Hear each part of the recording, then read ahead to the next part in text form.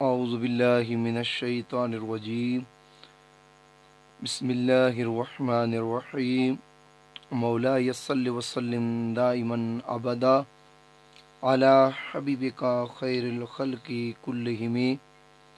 درس صحیح بخاری کی آج ہماری 22ویں قسط ہے۔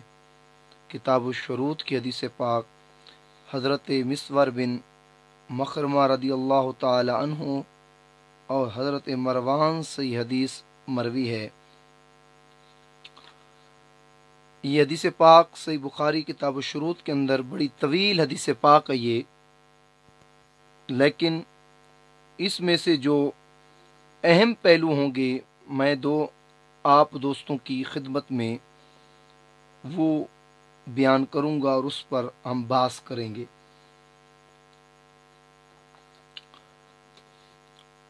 اعوذ باللہ من الشیطان الرجیم بسم اللہ الرحمن الرحیم۔ خرج رسول اللہ صلی اللہ علیہ وسلم زمن الحدیبیۃ حتی اذا کانوا ببعد الطریق۔ نبی علیہ السلام حدیبیہ کے زمانے میں مدینہ سے چلے، وہاں سے روانہ ہوئے آقا علیہ السلام حتی نزل باقصى الحدیبیۃ علی صمد قلیل الماء یتبردہ الناس تبردا فلم يلبسه الناس حتى نزحه وشكي إلى رسول الله صلى الله عليه وسلم العطش فانتزع سهما من كناناته ثم أمرهم أن يجعله فيه فوالله ما زال يجيش لهم بالري حتى صدور عنه۔ بڑی پیاری بات، بہت کم دوستوں نے یہ بات سنی ہوگی۔ مدینہ سے جب نبی صلی اللہ علیہ وسلم حدیبیہ کی طرف روانہ ہوئے تو نبی علیہ السلام حدیبیہ کے انتہائی سرے پر ایک کم پانی والے گڑھے کے راستے پر اترے۔ بہت کم پانی تھا ایک گڑھے کے اندر، جس سے لوگ تھوڑا تھوڑا پانی پیتے گئے اور لیتے گئے۔ تھوڑی دیر کے بعد اس میں سے اس کا کل پانی ختم ہو گیا۔ جب قافلے والوں نے لینا شروع کر دیا، پینا شروع کر دیا، وہ جو گڑھے کے اندر تھوڑا پانی تھا وہ ختم ہو گیا، اور رسول اللہ صلی اللہ علیہ وسلم کی خدمت اقدس میں بارگاہ رسالت مآب صلی اللہ تعالی وسلم میں پیاس کی شکایت کی گئی۔ یا رسول اللہ، پیاس شدید ہے، جو پانی اویلیبل تھا، میسر تھا، وہ استعمال کی وجہ سے ختم ہو گیا ہے۔ جب پیاس کی شکایت کی گئی تو نبی علیہ السلام نے اپنا ایک ترکش سے ایک تیر نکالا۔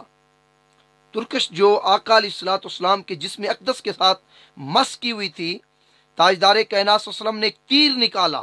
نوجوانوں، بڑی پیاری بات آ رہی ہے، بہت کم آپ نے علماء کرام کو یہ بات بیان کرتے ہوئے سنا ہوگا۔ سن کر اپنے کلیجے کو ٹھنڈک پہنچائیں۔ نبی علیہ السلام نے ترکش سے ایک تیر نکالا اور صحابہ کرام کو دیا کہ یہ میرا تیر جا کر وہاں جو تھوڑا پانی تھا گڑھے کے اندر، جو تمہارے پینے کی وجہ سے ختم ہو گیا، اس گڑھے کے اوپر یہ تیر گاڑ دو۔ صحابہ کرام وہ جو تیر نبی علیہ السلام نے دیا وہ لے کر گئے اور وہاں اس گڑھے کے اوپر گاڑ دیا۔ صحابہ کہتے ہیں بخدا وہ گڑھے والا پانی ابلنے لگا جیسے ہی ہم نے وہ تیر وہاں گاڑ دیا۔ پھر سب نے سیراب ہو کر پیا، مشکیزیں بھرے۔ تو یہ دوستو، یہاں عقیدے کی بات یہ بتانا چاہتا ہوں، نبی علیہ السلام کا وجود تو ویسے ہی بابرکت ہے۔ تاجدار کائنات صلی اللہ علیہ وسلم جہاں بیٹھ جائے وہاں برکتوں کا نزول ہو جاتا ہے۔ تاجدار کائنات صلی اللہ تعالی وسلم کا وجود اقدس، تاجدار کائنات صلی اللہ علیہ وسلم کا وجود اقدس بھی جیسے بابرکت ہے، اسی جسم کے ساتھ جو شے لگ جاتی ہے، آپ کے جسم کے مس ہونے کے صدقے اللہ تبارک تعالیٰ اس کے اندر بھی برکات رکھ دیتا ہے۔ جیسے آپ کے نبی صلی اللہ علیہ وسلم نے تیر نکالا ترکس سے، وہ تیر صحابہ کو دیا، اور وہ تیر جا کر سوکھے ہوئے گڑھے کے اندر جب گاڑا گیا، جہاں تھوڑا پانی تھا صحابہ پی گئے، پانی ختم ہو چکا تھا، جیسے ہی نبی صلی اللہ علیہ وسلم کا دیا ہوا تیر گاڑا گیا، اس پانی کے سوکھے ہوئے چشمے کو بھی علم ہو گیا کہ یہ مصطفیٰ کا تیر ہے، مجھے مصطفیٰ بلا رہے ہیں۔ وہ جوش مارتا ہوا ابلتا ہوا آیا اور اتنا پانی ہو گیا کہ تمام نے سیراب ہو کر وہاں سے پانی پی لیا۔ تو نبی صلی اللہ علیہ وسلم کے جسم اقدس سے جو شے مس ہو جائے، جسم مصطفیٰ کی برکت سے رب کائنات اس کے اندر بھی برکات ڈال دیتا ہے۔ ہے۔ پھر آگے عروہ بن مسعود جو اس وقت مسلمان نہیں ہوئے تھے، حضرت عروہ بن مسعود رضی اللہ تعالیٰ عنہ کفار مکہ کی طرف سے جاسوس بن کر آئے کہ دیکھیں محمد مصطفیٰ صلی اللہ علیہ وسلم کے ساتھ لوگ کتنے ہیں، کیا کر رہے ہیں۔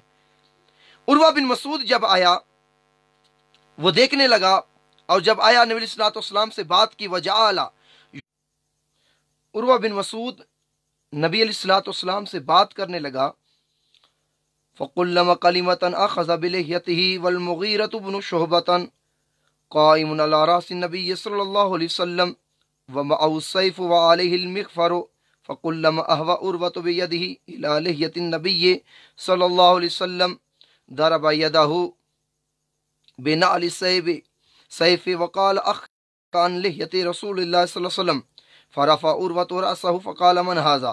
قالوا المغيرة بن شعبة۔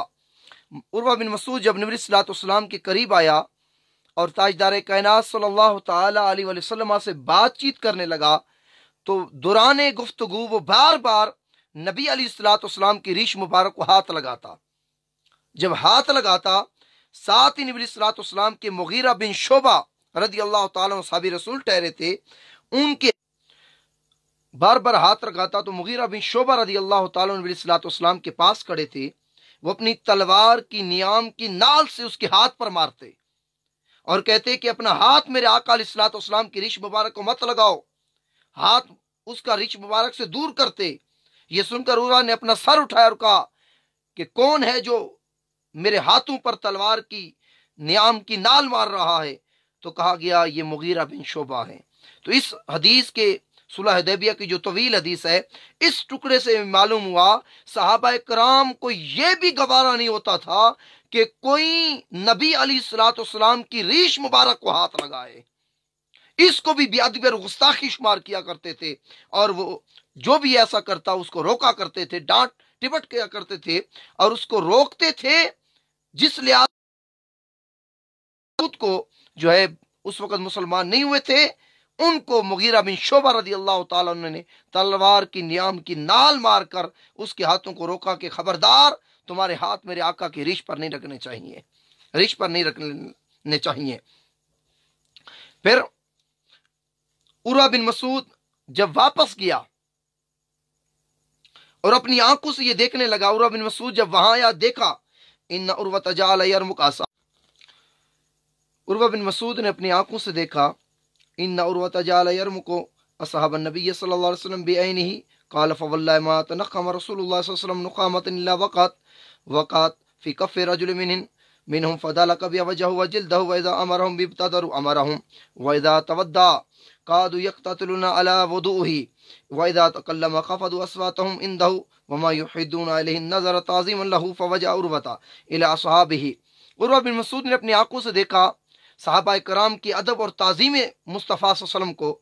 اس نے کیا دیکھا؟ اس نے کہا جب بھی یہ نبی اپنا ناک صاف کرتا تھا اس کی رطوبت کو بھی صحابہ زمین پر نہیں گرنے دیتے تھے بلکہ اپنی ہتھیلیوں پر اٹھا لیتے تھے۔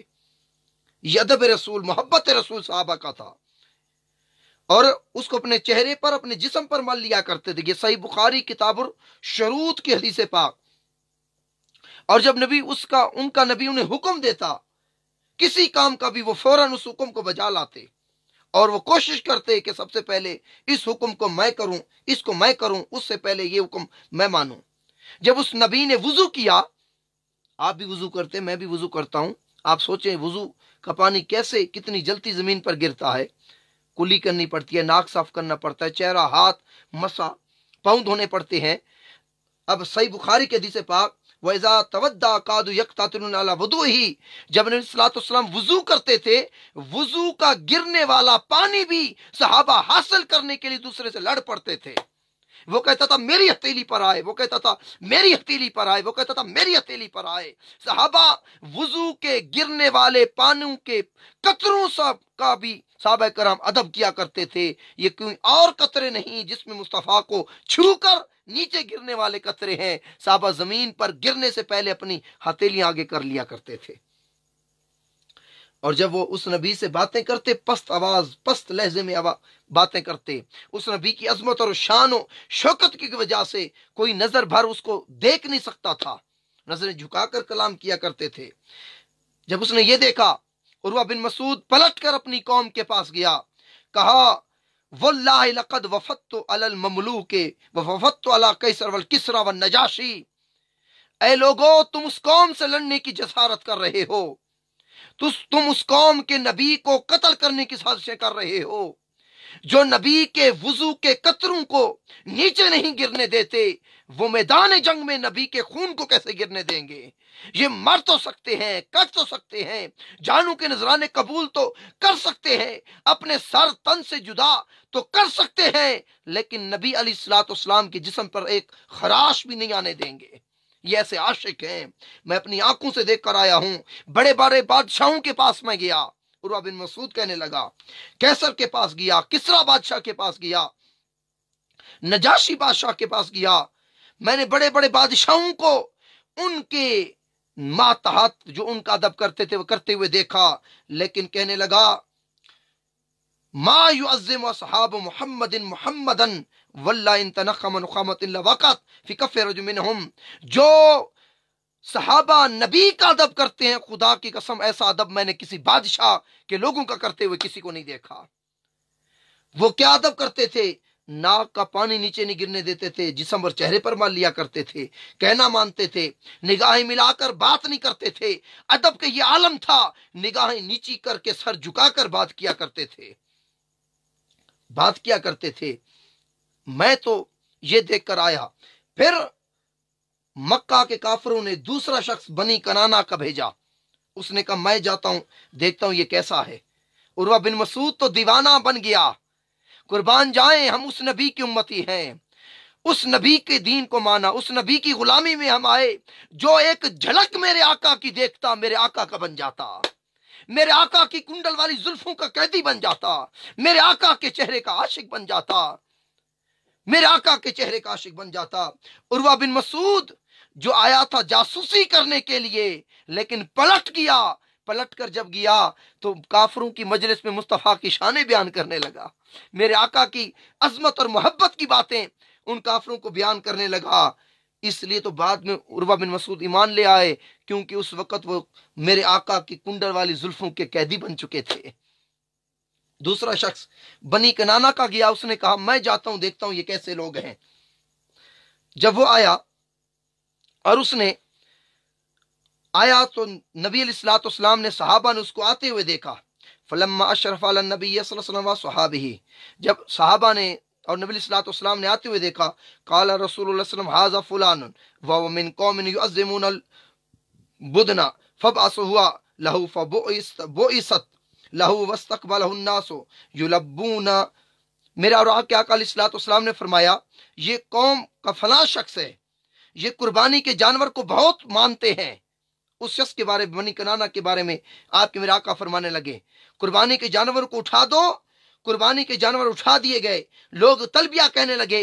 اس منظر کو دیکھ کر وہ کہنے لگا قال سبحان اللہ، آیا تھا مکہ کے کافروں کا جاسوس بن کر، میرے آقا کے دیوانوں کا حال دیکھ کر، میرے آقا کے مستانوں کا حال دیکھ کر، آقا کے غلاموں کا ادب اور آقا کے غلاموں کے تلبیہ پڑھنے کا اور قربانیوں کے جانوروں کو لے آنے کا اور ایک حج اور عمرہ کرنے کی جو ایک لگن تھی، اس لگن کو دیکھ کر وہ کہنے لگا سبحان اللہ ما ينبغي لهؤلاء ان يصدوا عن البيت، سبحان اللہ یہ مناسب نہیں کہ ان کو کعبہ سے روکا جائے، میں یہ چاہتا ہوں کہ ان کو کعبہ میں آنے دیا جائے اور جی بھر کر ان کو بیت اللہ کا طواف کر دینے کی اجازت دی جائے۔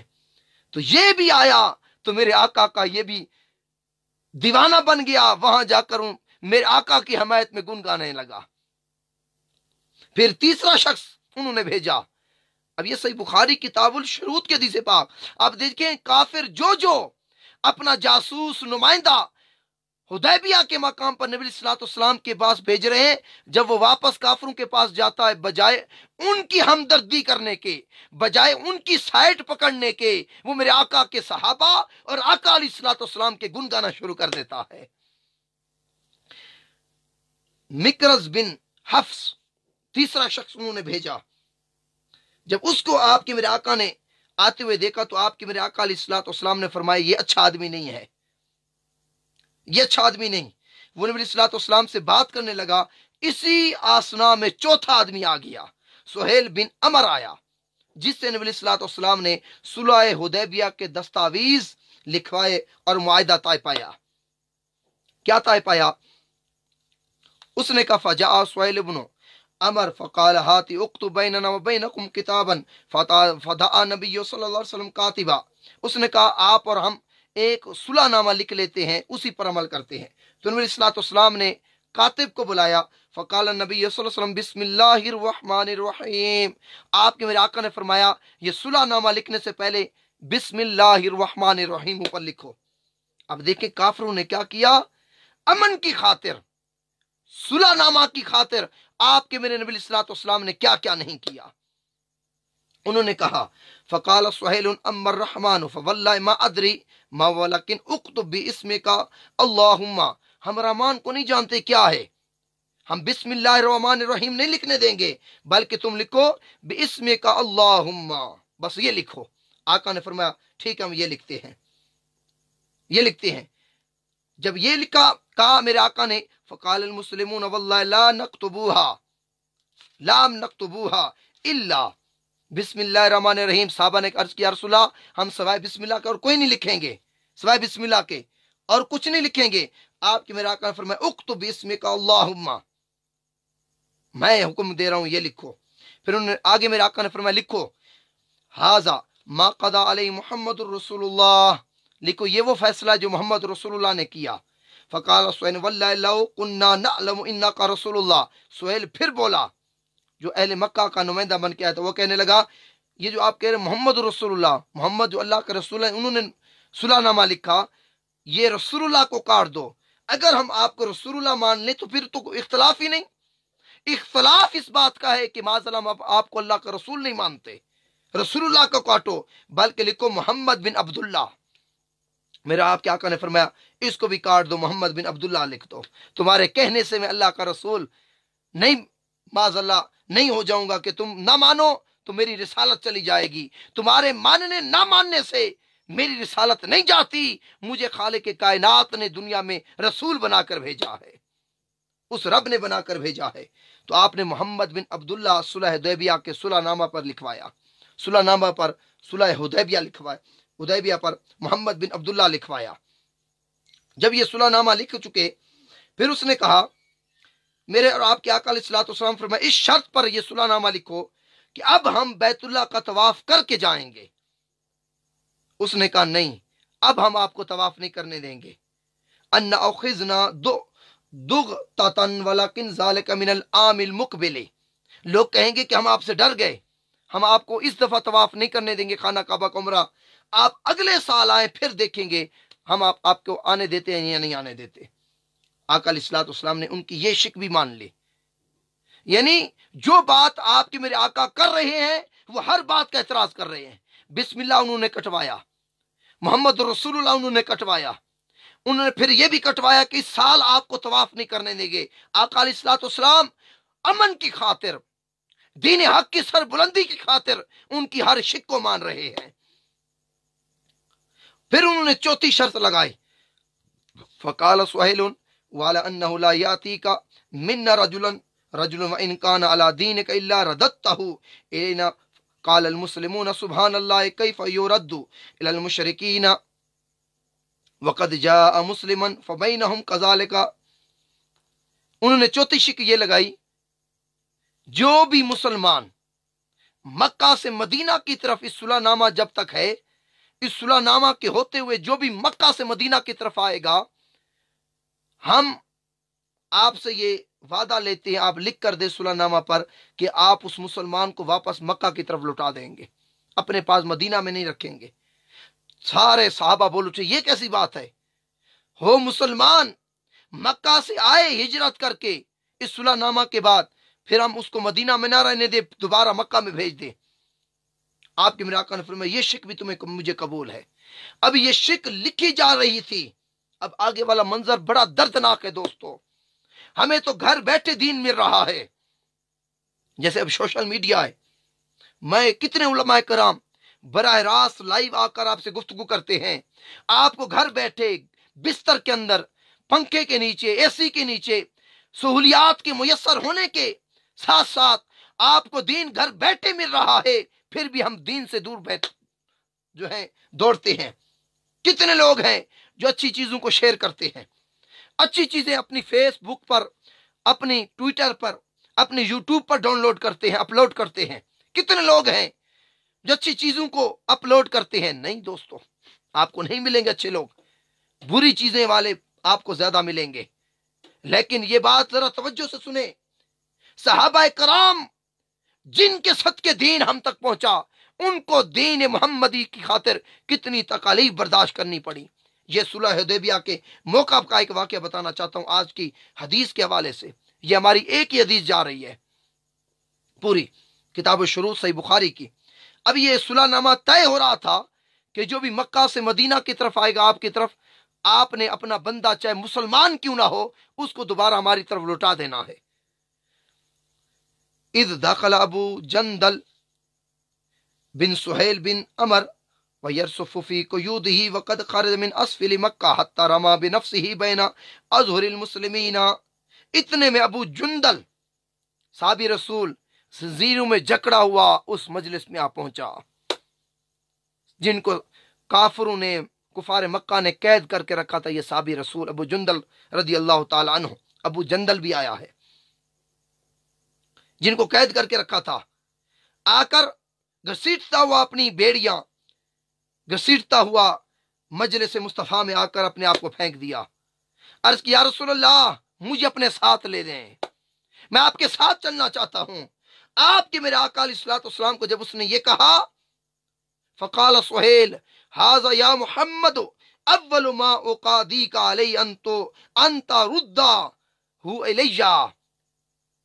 ऐ मोहम्मद, जो हमने फैसला किया, सुलहनामा लिखा, ये इसका पहला वाकया है कि ये मुसलमान मक्का से आपकी तरफ आना चाहता है। आपने सुलहनामा में वादा किया है जो आपकी तरफ आएगा आप उसे हमारी तरफ लौटा देंगे। आका ने कहा, चलो इसको तुम ले जाओ।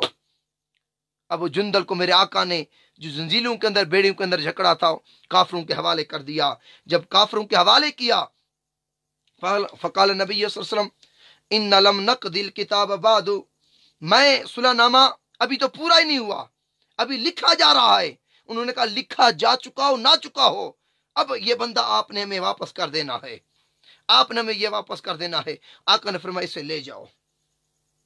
अबू जुंदल ने कहा, मुसलमानों, काला अबू जंदलिन ऐ माशरल मुस्लिमीना ओ रद्दू इला मुशरिकीना वक़द जीतु मुस्लिमन अला तरौना मा क़द लकीतु काना क़द उज़िबा अज़ाबन शदीदन फिल्लाह। हज़रत अबू जुंदल को जब आका ने सुलहनामा की खातिर जो जबान दी थी, उस जबान की खातिर जब मेरे और आपके आका ने काफिरों की तरफ लुटा दिया, तो अबू जुंदल बुलंद आवाज से कहने लगा, बावाज़ बुलंद, मुसलमानों, मुझे जुल्म की तरफ तुम लुटा रहे हो। मेरी हालत को देखो, काफिरों ने इस्लाम की खातिर मेरी हालत क्या कर दी है। फकत अल्लाह को एक मानने की खातिर, मोहम्मद रसूलुल्लाह को अल्लाह का रसूल मानने की खातिर, दीन इस्लाम की पैरवी की खातिर, मोहम्मद मुस्तफ़ा की गुलामी की खातिर इन्होंने मेरा क्या हाल कर दिया है। इस हालत को देखो, इसके बावजूद भी तुम मुझे काफिरों की तरफ वापस लौटा रहे हो। वकान कद उज़िबा अज़ाबन शदीदन फिल्लाह, खुदा की कसम मुझे बहुत अजाब देते हैं, ये मजीद देंगे ये। जब ये कहा गया, उमर फारूक खड़े हो गए, अर्ज की, या रसूलल्लाह, क्या आप अल्लाह के, जब उन्होंने देखा कि सारे मामलात उन्हीं के माने जा रहे हैं, ये सुलहनामा है, दो शरीकैन के दरमियान मिलकर किया जाता है, लेकिन ये एक तरफा हो रहा है, काफिर अपनी बात मनवा रहे हैं, आका अलैहिस्सलाम जो बात करवाना चाहते हैं वो नहीं मान रहे। हजरत उमर फारूक रज़ी अल्लाह ताला अन्हु खड़े हो गए, अर्ज़ किया, रसूल, आप अल्लाह के नबी बरहक नहीं? आका ने फरमाया, काला बला, हाँ मैं अल्लाह का नबी बरहक हूँ, अल्लाह का नबी बरहक हूँ। उमर फारूक ने कहा, या रसूल अल्लाह, ये दुश्मन बातिल रास्ते पर नहीं? मेरा और आपके फरमाया, हाँ ये बातिल है। हजरत उमर फारूक ने अर्ज़ किया, या रसूल अल्लाह, क्या आपने ये नहीं कहा था ये अल्लाह के रसूल और अल्लाह के नाफरमान हैं? آپ کے میرے آقا نے فرمایا ہاں یہ اللہ اور اس کے رسول کے نافرمان ہیں، لیکن اللہ ہماری مدد کرے گا۔ انہیں فاروق نے عرض کی یا رسول اللہ، آپ نے نہیں کہا تھا کہ ہم طواف کریں گے، اللہ کے بیت اللہ کا زیارت کریں گے؟ آپ کے میرے آقا نے فرمایا میں نے کہا تھا، لیکن یہ کب کہا تھا کہ اسی سال کریں گے۔ یہی درد دل عمر فاروق لے کر ابوبکر صدیق کے پاس گئے، یہی ان سے سوال کیے کہ ہم حق پر نہیں، کہ یہ نبی ہمارا حق پر نہیں، یہ دین ہمارا حق پر نہیں، یہ یک طرفہ ہمارے ساتھ فیصلہ کروا رہے ہیں، اپنی بات منوا رہے ہیں۔ عمر فاروق رضی اللہ تعالیٰ عنہ نے یہ باتیں کی، لیکن اس کے باوجود آقا علیہ الصلوۃ والسلام نے صلح حدیبیہ کے صلح نامہ پر ان کے ساتھ اتفاق کر لیا، ان کے ساتھ اتفاق کر لیا۔ جب اتفاق کر لیا اور صلح نامہ سے جب لکھنے سے فارغ ہو گئے تو رسول اللہ صلی اللہ علیہ وسلم نے اپنے صحاب سے فرمایا اٹھو اٹھو، اونٹوں کو نہر کر دو، پھر سر کو منڈوا دو۔ راوی کہتے ہیں کوئی شخص نہیں کھڑا ہوا، سب کے اوپر ایک غصہ تھا کہ کافر کیا کیے جا رہے ہیں، آقا علیہ الصلوۃ والسلام ان کی ہر بات مان رہے ہیں، لیکن ان کو علم نہیں تھا کہ میرے آقا علیہ الصلوۃ والسلام مستقبل کے امور کو دیکھ رہے تھے، مستقبل کے امور کو نگاہ نبوت سے دیکھ رہے تھے کہ یہ فیصلہ ہمارے حق میں آئے گا، یہ ہمارے لیے بہتر ہے۔ بالآخر قال ذلك 3 مرات فلما لم يكن منهم احد دخل على ام سلمة فذكر لها ما لقي من الناس فقالت ام سلمة يا نبي الله اتحب ذاك اخرج ثم لا تكلم احد منهم كلمة حتى تنهر بدناك وتدعو حالكك فيحلكك فخرج فلم يكلم احد منهم حتى فعل ذلك نهر بدنه ودعا حالكه فحلقه فلما راوا ذلك قاموا فنهروا وجعل بعضهم يهلك بعضا حتى قاد بعضهم يقتل بعضا غما۔ جب آقا علیہ الصلوۃ والسلام نے 3 مرتبہ کہا کہ اٹھو، قربانیاں کرو، سر منڈوا دو، صحابہ کرام خاموشی سے بیٹھے رہے۔ آقا علیہ الصلوۃ والسلام حضرت ام سلمہ کے خیمے میں گئے، واپس نکلے، آپ علیہ الصلوۃ والسلام نے قربانی کی، سر منڈوایا۔ جب انہوں نے یہ کرتے ہوئے دیکھا، سارے صحابہ کھڑے ہوئے اپنی اپنی قربانی کی اور سر منڈوائے۔ آقا علیہ الصلوۃ والسلام کے سر منڈوا کر جب صحابہ ایک دوسرے کے سر منڈ رہے تھے، غصے کا عالم یہ تھا اور غم کا عالم یہ تھا، غمن حتی قاد بعضهم یقتل بعضا غمن، غم کا عالم یہ تھا ایک دوسرے پر کہیں ایسا نہ ہو کہ وہ اس طرح جو چیز بھی تھی کہیں گردن پر نہ چل جائے، صحابہ ایک دوسرے کو قتل نہ کر دیں، یہ اس وقت عالم ہو چکا تھا۔ اس کے باوجود بھی آقا علیہ الصلوۃ والسلام پرسکون تھے، اطمینان کے ساتھ تھے، اس لیے کہ آپ کے میرے آقا علیہ الصلوۃ والسلام نگاہ نبوت سے مستقبل کے امور کو دیکھ رہے تھے، یہ صلح نامہ ہمارے حق میں بہتر ہوگا، ہمارے حق میں بہتر ہوگا۔ پھر صحابہ کرام نے اپنی قربانیاں کی، نہر کیے۔ ثم رجع النبي صلی اللہ علیہ وسلم الى المدینہ فجاءوا ابو بصیر رجل من قریش ومسلم فارسلوا فی طلبه رجلین۔ اتنے میں آقا علیہ السلام جب مدینہ آ گئے، یہ صلح نامہ کر کے مدینے کی سرزمین پر بیٹھے، تو تھوڑے دنوں کے بعد یا تھوڑے عرصے کے بعد ابو بصیر نامی صحابی کافروں کی قید سے نکل کر مدینے آ گیا، اور 2 کافر اس کی تلاش کرتے کرتے وہ بھی اس کے پیچھے پیچھے آئے مدینہ کے اندر۔ فقالوا العهد الذي جعلت لنا فدفعه الى رجلين فخر جاء به حتى بلغ ذا الحليفة فنزلوا يأكلون من تمر لهم فقال ابو بصير لاحد الرجلين والله اني لا ارى سيفك هذا يا فلان جيدا فاسن الله هل آخر فقال اجل والله انه لجيد۔ جب وہ ڈھونڈتے ہوئے آئے بارگاہ رسالت میں، انہوں نے کہا یہ آپ کا میرا ہمارا وعدہ تھا، جو بھی مکہ سے مدینہ کی طرف مسلمان آئے گا آپ نے اس کو ہمارے پاس لوٹا دینا ہے۔ تو آقا علیہ الصلوۃ والسلام نے ابو بصیر کو ان کے پاس لوٹا دیا۔ اب جب وہ گئے ذی الحلیفہ کے مقام پر پہنچے، ذی الحلیفہ کے مقام پر وہاں پہنچے، وہاں بیٹھ کر وہ کھجور کھانے لگے۔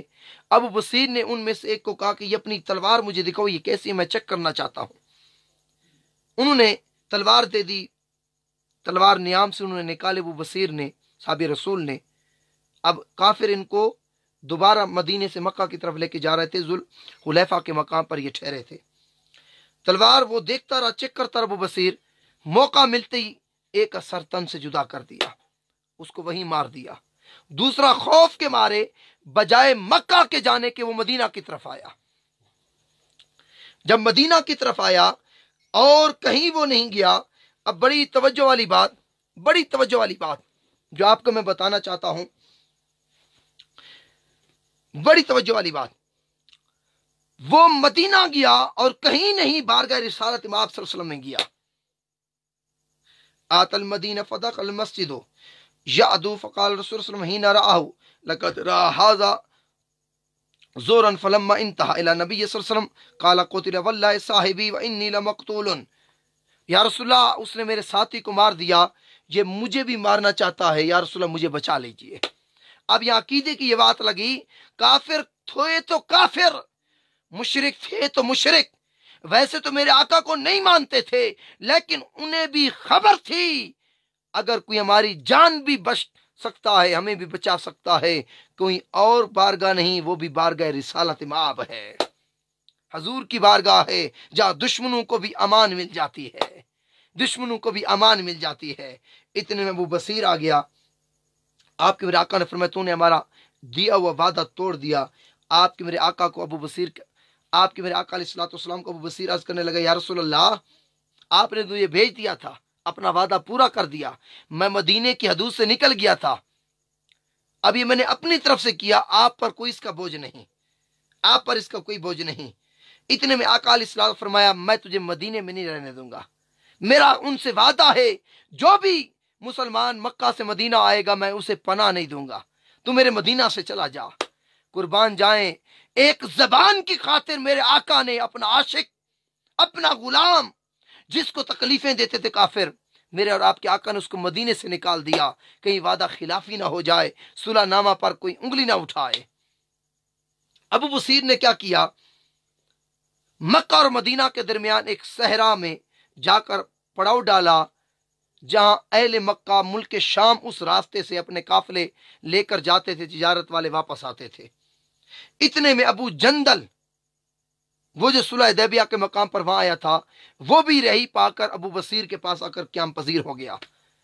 अब जिसको काफिर मुसलमान को तकलीफ देते, अब तो ये वादा था कि मदीने नहीं जाना, आका ने वादा कर रखा था कि वह वापस लौटा दूंगा, वो बजाय मदीने जाने के, जिस काफिर की कैद से मुसलमान को मौका मिलता छूटने का, वो अबू बसीर के खेमे में चला जाता, उस कैंप में चला जाता। इस तरह मुसलमानों की तादाद बढ़ती गई। जो भी काफिला अहले मक्का का तिजारत की घर से मुल्क शाम जाता या मुल्क शाम से मक्का की तरफ आता, अबू बसीर और उसके काफिले वाले सारे उनके माल को लूट लेते। इस तरह अहले मक्का बड़े परेशान हो गए। अहले मक्का ने फिर खुद खत लिखकर नबी अलैहिस्सलाम को खुद खत लिखा। क्या खत लिखा, फलम्मा अरसला फमन आताहु फहुव आमिनुन फअरसला नबी सल्लल्लाहु अलैहि वसल्लम इलैहिम। उन्होंने अमान लिख दी कि अब इस शिक को तोड़ते हैं, इस शिक को तोड़ते हैं। काफिरों ने खुद कहा, हम इस शिक को तोड़ देते हैं कि अब जो भी मुसलमान मक्का से मदीना की तरफ आएगा, ऐ मोहम्मद सल्लल्लाहु अलैहि वसल्लम, अब आपकी मर्जी है, वापस लुटाए ना लुटाए, उसको मदीने में रहने दें, उसको आने दे या ना आने दे, उसको मदीने में रहने दे। अब इस शिक को हम तोड़ते हैं, इस शिक को हम खत्म करते हैं। आपके मेरे आका ने यह पैगाम अबू बसीर की तरफ भेजा। अबू बसीर रदी अल्लाह तआला अन्हु की तरफ यह पैगाम मुस्तफ़ा गया। अब बड़ी आखिरी बात तवज्जो वाली, मर्ज मौत है, बिस्तर मौत पर लेटे अबू बसीर, आका का खत आ गया, हाथों में आका का खत था कि बसीर, अबू बसीर मदीने आ जाओ मेरे पास। काफिरों ने उस शिक को तोड़ दिया है, तोड़ने का मतलब उस शिक को ख़त्म कर दिया है। काफिरों ने यह बात मान ली है, अब जो भी मुसलमान मक्का से मदीना आएगा आप उसको रहने की इजाज़त दे सकते हैं, हम इस पर कोई बात नहीं करेंगे। अबू बसीर, मैंने मदीने से निकाला था, आ जाओ मेरे पास। खत मुस्तफ़ा का हाथों में था। इसी असना में अबू बसीर की रूह कफ़स उनसरी से परवाज कर गई। तो यह सुलह हुदैबिया का पूरी तवील हदीस पाक थी, लेकिन चीदा चीदा अकीदे वाली जो बातें थी मैंने चाहा आप दोस्तों से शेयर करूं। दोस्तों ग्रुप के अंदर, दोस्तों के अंदर इस बात को शेयर करें। अच्छी बात शेयर करेंगे। मैं बारहा कहता हूँ, ये सदका जारिया है। अल्लाह तबारक ताला हम सब को अमल की तौफीक अता फरमाए। और जो दोस्त इस दर्स में शामिल होते हैं, जिस तरह का ताउन करते हैं, रब्बे कायनात तमाम दोस्तों का ताउन करना, दर्स में शरीक होना, और मुझ गुनाहगार को रब्बे कायनात आखिर तक दर्स से सही बुखारी जो अकायद के मौजू पर हो रहा है, इसके देने में इस्तकामत अता फरमाए। वमा अलैना इल्लल बलागुल मुबीन।